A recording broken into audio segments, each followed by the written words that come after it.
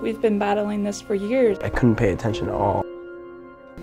Hey! Adults come up and cuss him out right in his face, saying he's rude, obnoxious. I was falling over to the one side all the time. I couldn't stop moving my head. I've been on almost every single medication you can think of. Tegretol, Haldol. Different medication, basically month to month, until there was none.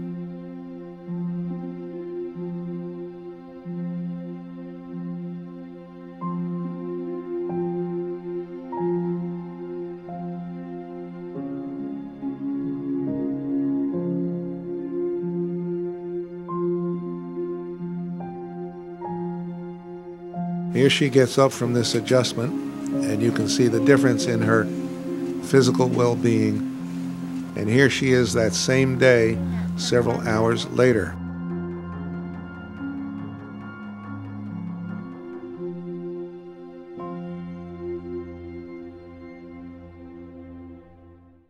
I think she will have to pick up from here if she is to take this year's championship.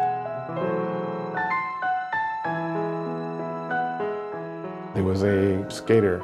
She was Britain's champion, and she had a specific disorder where it was very difficult for her to walk. When the appliance is inserted into her mouth, she takes a deep breath. Was it someone giving your life back? All of a sudden, the body started to work.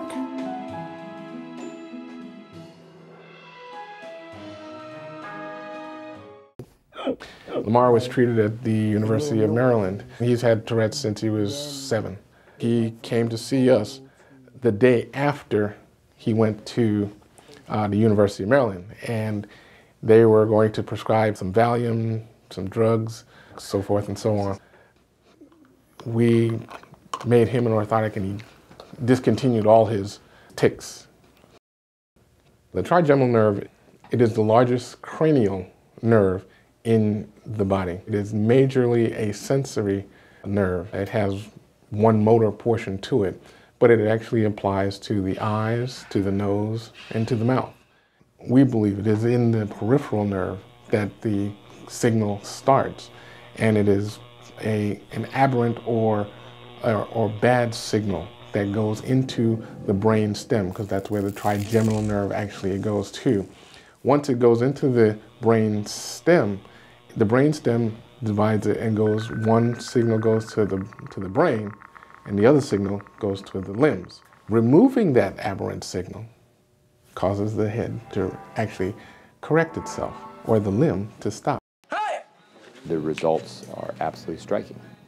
It kind of shakes it really shakes the foundation of what we've thought. In medical school, we're taught that these movement disorders originate in parts of the basal ganglia. This brings a different twist to that thinking. Thousands of people out there have these disorders. Once we understand the underlying mechanism, there might be even a better method of treatment that nobody's tried yet because they didn't understand what was wrong. Why should putting something in my mouth make such a difference to me? Why should I be able to then access all the different areas of my brain and able to run a very successful company? And I would not have been able to do it. I would have been sitting in a chair as a vegetable. We're excited that with this appliance that he's not going to have all those stares all the time and people looking at him. I could totally pay attention. I could read. I've never read so well before in my entire life. It's like I don't have Tourette's anymore.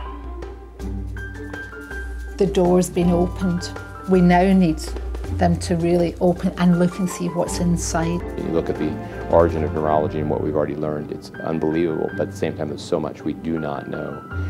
And now with other imaging techniques, we can learn so much more, and I think these are tools that create a ripe opportunity to be able to understand exactly what's happening. It's a very exciting prospect.